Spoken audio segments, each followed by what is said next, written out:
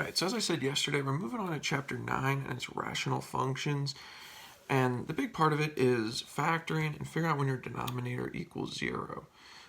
So the first video I hope you watched was my intro video as to why we got to worry about the denominator equaling 0.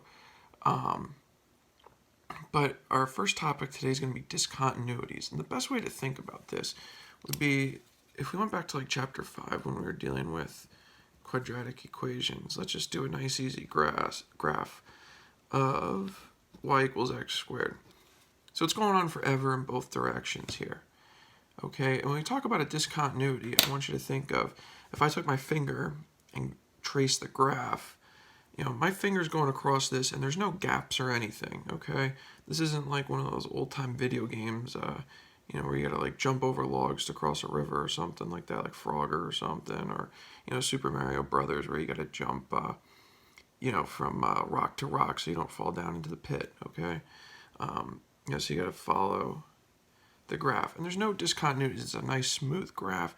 There's nothing getting in the way here. But when we start to talk about a rational function, so a rational function is when you got a variable in the denominator. So your most basic version is y equals 1 divided by x. All right, and I can't put 0 there. All right, x cannot be 0. If I do that, I get 1 divided by 0. If you don't believe me, put 1 divided by 0 in your calculator, and it's going to say domain error. All right, not going to work. So the graph looks something like this. Okay, again, just real rough sketch here.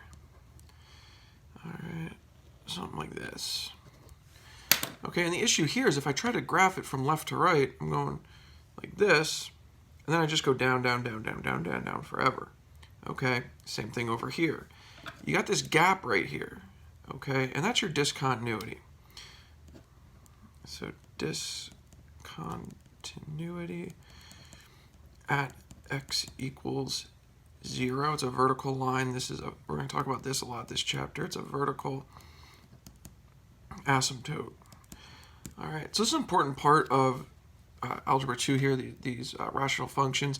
But I think the best part is that like the bulk of the math, like 75%, 80% of the math that you have to do is all factoring that we did back in chapter 5 and chapter 6. So, it's just kind of tying together a lot of concepts that we did back then.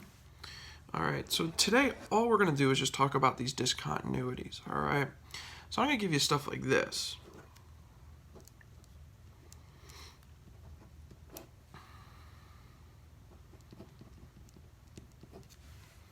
Okay, and all I'm asking you is find the discontinuities.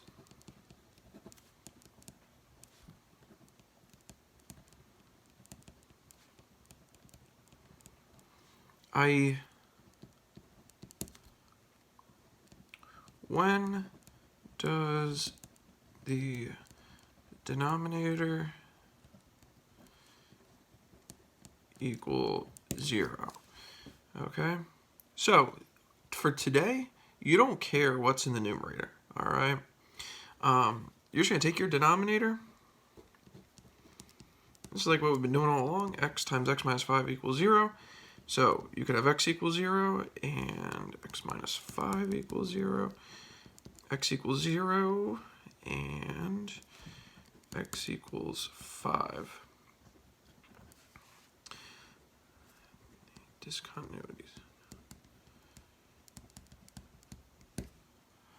All right, and that's all you're doing on this stuff is take the denominator, set it equal to 0, solve each individual monomial or binomial, whatever the situation may be. A lot of times there's going to be binomials, okay? And that's your main idea. I'll do one more with you, and then I got some practice problems for you to do.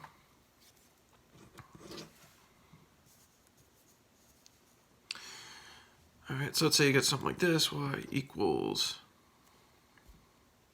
let's go with x plus 4 in the numerator, divided by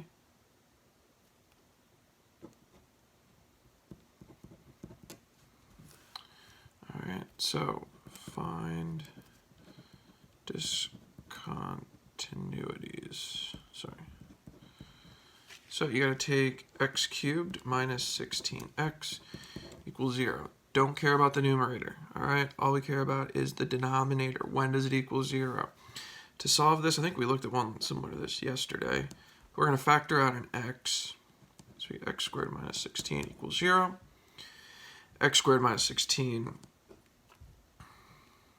is a difference of squares. So we go x minus 4, x plus 4 equals 0.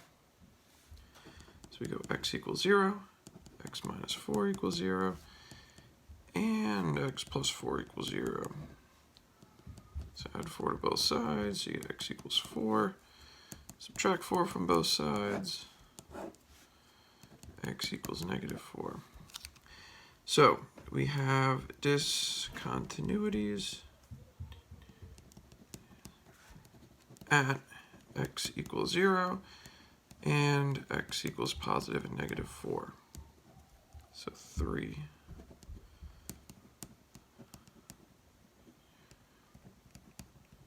All right. So you might have to, take that denominator, factor it, whatever. Maybe it's already factored for you. But the main idea is when I ask for discontinuities, look at the denominator. That's all you care about. Set it equal to 0, and then you're right back to what we've been doing, since Thanksgiving here. All right. As always, you got any questions, send me an email, and have a good day. Bye.